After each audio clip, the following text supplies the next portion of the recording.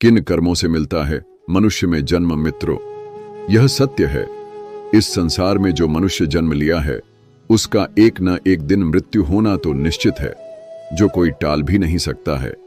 परंतु क्या हमारे मृत्यु के बाद फिर से मनुष्य योनि में ही जन्म होगा? दोस्तों, यह एक बहुत गूढ़ और महत्वपूर्ण प्रश्न है, जिससे जानने के लिए हम सभी के मनों में उत्सुकता बना रहता है कि हमारे मृत्यु के बाद हमारा अगला जन्म किस योनि में होगा, मनुष्य में या अन्य जीव जंतु में। मित्रों, गरुड़ पुराण हिंदू धर्म के 18 महापुराणों में से एक है। इस पुराण में मनुष्य के जन्म से लेकर मृत्यु तथा पुनर्जन्म के बारे में विस्तार से उल्लेख किया गया है।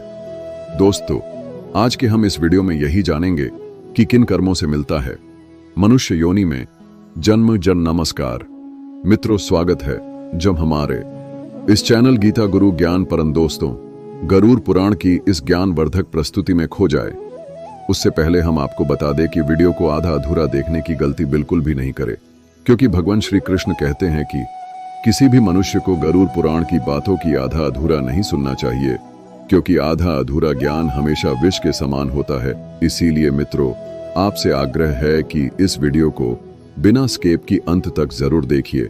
साथ ही इस वीडियो को एक लाइक कर के चैनल को अवश्य सब्सक्राइब कर लीजिए। और हाँ दोस्तों, कमेंट बॉक्स में जय श्री कृष्ण लिखकर ईश्वर को आप अपना आभार व्यक्त जरूर कर दीजिए। इससे आपके जीवन से जुड़ी समस्त दुखों एवं पापों का कोटि कोटि नाश होगा। आइए दोस्तों, जानते हैं कि किन कर्मों से मिलता है मनुष्य में जन्म। मित्रों, गरुड़ पुराण में श्री कृष्ण ने बताए है कि मनुष्य के साथ जन्म से लेकर मृत्यु तक जो भी घटित होता है वह उसके जन्म से पहले ही तय होता है या उसके पिछले जन्म का भी परिणाम होता है। दोस्तों, मनुष्य जन्म एक अत्यंत दुर्लभ और पुण्य से प्राप्त होने वाला अवसर है, जो विशेष प्रकार के सत्कर्मों, पुण्य और आध्यात्मिक प्रगति के फलस्वरूप प्राप्त होने वाला योनि है। मित्रों, गरुड़ पुराण में 88 लाख योनि के बारे में विस्तार से वर्णन किया गया है, जिसमें सबसे सर्वश्रेष्ठ योनि मनुष्य योनि है। इस योनि में जन्म लेने के लिए देवी देवता का भी प्रसन्न रहता है, परंतु मनुष्य योनि सभी को प्राप्त नहीं होता है, क्योंकि मनुष्य योनि में जन्म लेने के लिए व्यक्ति को अपने जीवन में सत्य कर्म, सेवा, दान, पुण्य करना अत्यंत जरूरी होता है। यही कर्म ही मनुष्य को अगला जन्म निर्धारित करता है। आइए दोस्तों, आज हम एक कथा के माध्यम से जानते हैं कि किन पुण्य आत्मा को मिलता है फिर से मनुष्य योनि में जन्म। कोण कर्म से फिर से मनुष्य रूप में जन्म ले सकते हैं, जो गरुड़ पुराण, स्कंद पुराण, भगवद गीता जैसे धर्म ग्रंथ में वर्णित कथा से लिया गया है, जो भगवान श्री कृष्ण ने स्वयं देवर श्री नारद को यह रहस्य बतलाया था कि मनुष्य जन्म किस योनि के बाद और क्यों मिलता है। आज हम उन्हीं भावनात्मक कथा को जानेंगे। आइए मित्रों, शुरुआत करते हैं। मित्रों, एक समय की बात है, ब्रह्मलोक से लौटते समय देवर्षि नारद के मन में एक प्रश्न उठा। वह तुरंत उसका जवाब लेने के लिए भगवान श्री कृष्ण के पास द्वारका पहुंचे। भगवान श्री कृष्ण अपने दिव्य सिंहासन पर विराजमान ध्यान मग्न थे।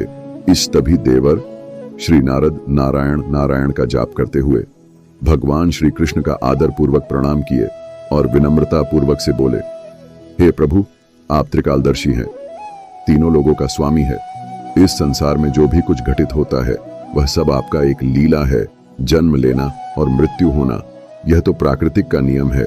हे प्रभु, इस संसार जो प्राणी जन्म लिया है उसका एक न एक दिन मृत्यु होना तो निश्चित है, जो कोई टाल नहीं सकता है। और हे प्रभु, यह भी सत्य है कि जो मृत्यु को प्राप्त करता है उसका किसी न किसी योनि में पुनर्जन्म भी तय है। परंतु हे प्रभु, मेरे मन में एक सवाल है जो मेरे मन को बहुत व्याकुल और विचलित कर रहा है। हे प्रभु, कृपया मुझे यह बताइए कि मृत्यु के बाद आत्मा कितने योनियों में भटकती है और आत्माएं अनेक योनियों में जन्म लेती हैं। कोई आत्मा वृक्ष योनि में, कोई आत्मा पशु योनि में, तो कोई आत्मा देवी देवता योनि में। परंतु हे प्रभु, पर आप मनुष्य योनि को सबसे श्रेष्ठ मानते हैं। हे प्रभु, किस योनि के बाद आप उस आत्मा को मनुष्य योनि का वरदान देते हैं तथा मनुष्य को किन कर्मों से मिलता है मनुष्य योनि में जन्म। मित्रों, फिर भगवान श्री कृष्ण नारद की बातों को सुनकर मुस्कुराए और बोले, हे देवर श्री नारद, आपका यह प्रश्न बहुत ही गूढ़, रहस्यमय और महत्वपूर्ण है, जो इस संसार के हर एक मानव जाति के लिए उसके कर्म मृत्यु और पुनर्जन्म पर आधारित है। हे नारद, इस संसार में जो मनुष्य जन्म लिया है उसका मृत्यु तो निश्चित है, और मृत्यु के बाद भी पुनर्जन्म भी किसी न किसी योनि में निश्चित है। परंतु मृत्यु के बाद मनुष्य योनि में जन्म लेना यह एक दुर्लभ अवसर है जो मनुष्य के कर्मों और पुण्य पर निर्भर करता है। हे नारद, मैं तुम्हें एक कथा सुनाता हूं जो न तुम्हारे इस प्रश्न का उत्तर देगी बल्कि हर एक मानव जाति के लिए प्रेरणा का स्रोत होगा। तुम इस कथा को ध्यानपूर्वक आखिरी तक सुनो, समझो, क्योंकि आधा अधूरा ज्ञान विष के समान होता है। हे नारद, यह कथा गरुड़ पुराण के एक अध्याय से लिया हुआ है। जो इस कथा को ध्यानपूर्वक आखिरी तक सुन लेगा और समझ लेगा उसका एक संसार से सभी लोभ क्रोध मोह अहंकार खत्म होगा और ईश्वर का आशीर्वाद प्राप्त होगा। फिर नारद बोले, हे प्रभु, आप उस कथा को पूरे निश्चित होकर सुनाए। मैं उस कथा को ध्यानपूर्वक आखिरी तक सुनूंगा और समझूंगा। मित्रों, फिर श्री कृष्ण बोले, हे नारद, बहुत समय पहले की बात है। स्वर्ग में एक गंधर्व रहता था जिसका नाम चित्रा था। वह बहुत ही सुंदर और उसका वाणी भी बहुत मधुर था, परंतु उसका मन में अहंकार लिप्त था। वह स्वर्ग की अप्सराओं के बीच नृत्य करता और अपने कला दिखता उसे अपने सुंदरता और कला पर बहुत ही अहंकार था। वह स्वयं को बहुत ही सुंदर और नित्य कला से परिपूर्ण मानता। एक दिन एक ऋषि अपने साधना में मग्न थे। आज तभी उसने ऋषि की साधना को भंग कर दिया। उसने हंसते हुए कहा, हे ऋषि, यह साधना क्या होता है? जीवन में आनंद ही सब कुछ है, यह साधना सब व्यर्थ है। हे नारद, फिर ऋषि ने क्रोधित होकर श्राप दिया। बोले, हे मूर्ख प्राणी, तुम जो अपने इस भोग विलास में लिप्त होकर तुम अपने कर्मों को भूलकर मेरे इस साधना को भंग किया है। मैं तुम्हें श्राप देता हूं कि तुम्हारे मृत्यु के बाद तुम्हारा अगला जन्म एक पशु योनि में हो। फिर समय बिता उस गंधर्व की मृत्यु हो गया। उसने एक हिरण के रूप में धरती पर जन्म लिया। धीरे धीरे समय बिता वह बड़ा हुआ, परंतु वह जगल के अन्य जीव से भयभीत होकर जगल छुप छुप के रहता। वह अपने माया के जाल में उलझा रहता। फिर एक दिन उसके मन में एक सवाल उत्पन्न हुआ कि आखिर हम इतना भयभीत क्यों रहते हैं? हम अपने पिछले जन्म में ऐसा कौन सा कर्म किया है जिसका परिणाम भोग रहे हैं? फिर एक दिन उस हिरण की भी मृत्यु हो जाती है। परंतु हे नारद, गंधर्व का यह मृत्यु चक्र यही खत्म नहीं हुआ। उसने फिर एक साधु के घर पर एक गाय के रूप में जन्म लिया। वह गाय साधु के आश्रम रहता, जहां हर एक रोज आश्रम में वेद पाठ पूजा हवन वेदों का उच्चारण होता, जिससे वह आत्मा भी शांत रहने लगा। वह आत्मा गाय होकर भी वेदों का स्मरण करता, जिससे उसके आत्मा परम शक्ति को प्राप्त होने लगा। फिर उसे अपने किए गलती का एहसास होने लगा। अब वह ईश्वर का ध्यान किया और हाथ जोड़कर माफी मांगी। फिर उसके मृत्यु के बाद उसके आत्मा अगले जन्म के लिए प्रस्थान किया, जहां उसके आत्मा को मनुष्य योनि प्राप्त हुआ। अब उस आत्मा का जन्म एक ब्राह्मण कुल में हुआ जिसका नाम ऋषिकेश पड़ा। वह जन्म से ही वह बच्चा साधु स्वभाव वाला था। वह बचपन से ही नित्य दिन मंदिर जाता। वह नित्य दिन वेद पाठ करता, पूजा हवन करता और साधु के साथ वेदों में रमा रहता। उसने अपने जीवन को विद्या, सेवा, साधना, संयम और त्याग को जीवन का आधार का लक्ष्य बना लिया। फिर एक दिन ऋषिकेश ने अपनी माँ से पूछा, माँ, यह भगवान कौन है? मैं इनसे इतना प्रेम क्यों करता हूँ? माँ ने जवाब दिया, हे पुत्र, ये सृष्टि के पालन करता है। यही हम सबों को जीवन जीने के वरदान देते हैं। इन्हीं की पूजा पाठ सेवा दान से हमें मृत्यु के बाद मोक्ष की प्राप्ति होगी। फिर ऋषिकेश माँ की बातों को सुनकर श्री हरि को प्रणाम किया और उसके भक्ति में लीन हो गए। मित्रों, फिर श्री कृष्ण बोले, हे नारद, फिर साधु ऋषिकेश यह सोचा कि हम अपने जीवन को सत्य के राह पर समर्पित रखेंगे, जिससे आने वाले जीवन सुखद रहे। फिर ऋषिकेश हमेशा सत्य का साथ दिया, हमेशा असहाय का सेवा करता, भोजन देता और ईश्वर के पूजा पाठ में समर्पित रहने लगा। फिर समय बिता। एक दिन फिर ऋषिकेश की भी मृत्यु हो गई। अंततः उस आत्मा को मुक्ति मिला और उस पुण्य आत्मा को मोक्ष की प्राप्ति हुई और स्वर्ग में भी स्थान प्राप्त हुआ। फिर नारद श्री कृष्ण की यह कथा को सुनकर स्तब्ध रह गए।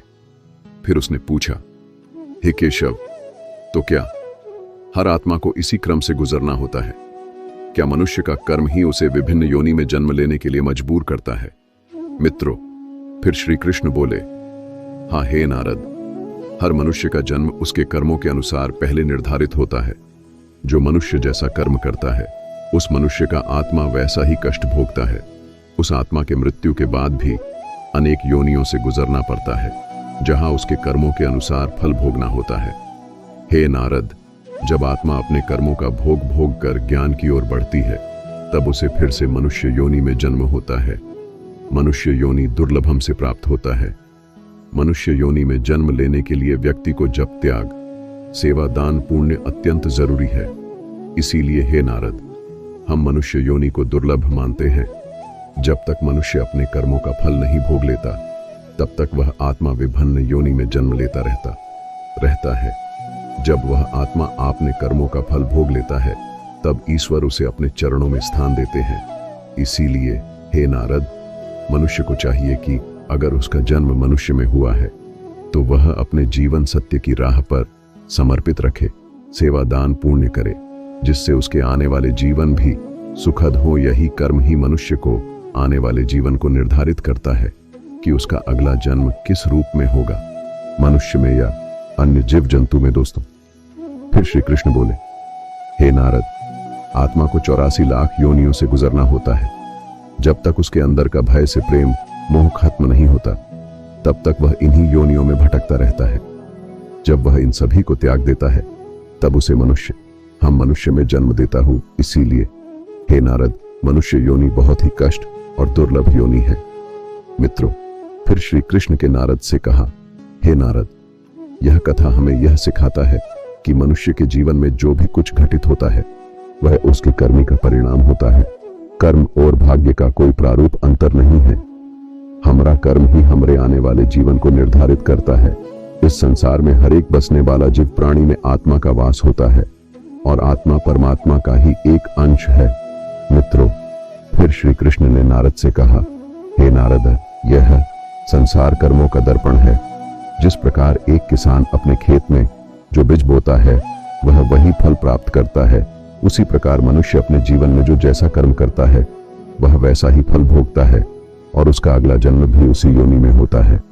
मनुष्य को यह ध्यान में रखना चाहिए कि माता पिता की सेवा, किसी असहाय की सेवा, दान, पुण्य और ईश्वर का ध्यान ही सबसे बड़ा धर्म है। जो मनुष्य अपने पिछले जन्म में किसी को कष्ट दिया है, छल किया है, वह न केवल नरक में कष्ट भोगता है बल्कि जन्मांतर तक उस कर्म का फल भोगता है। मित्रों, इस प्रकार भगवान श्री कृष्ण ने नारद को गरुड़ पुराण की इस रहस्य को समझाया। मित्रों, यह कथा हमें यह सिखाता है कि हमारे आने वाले जीवन हमारे कर्मों पर निर्भर है।